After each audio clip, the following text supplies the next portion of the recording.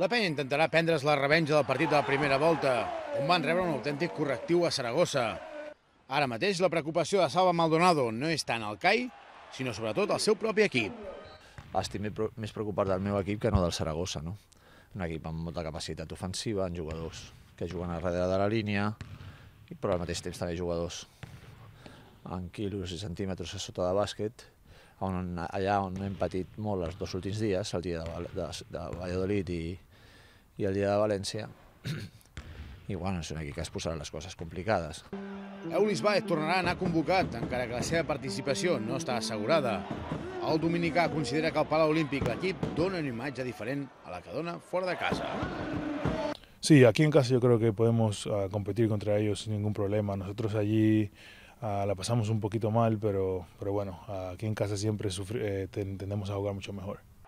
Una de les estrelles aragoneses és Hetzmeyer, un jugador que, curiosament, va compartir vestidor amb Baez a la Casballo Vic fa uns anys a l'EP 2. Ese chico se ha convertido en una máquina. Yo cuando le conocí era muy tímido, un poco, no diría blandengue, pero no jugaba como juega ahora. Ahora el tío usa su físico, tiene mucha confianza y bueno, se ha convertido en un gran jugador en esa liga. El partit començarà diumenge a 1:15 del migdia i serà el darrer diumenge amb Lliga a Badalona, perquè els altres dos partits que resten per acabar la temporada al Palau Olímpic seran contra Unicaja i Alacant en jornada intersetmanal.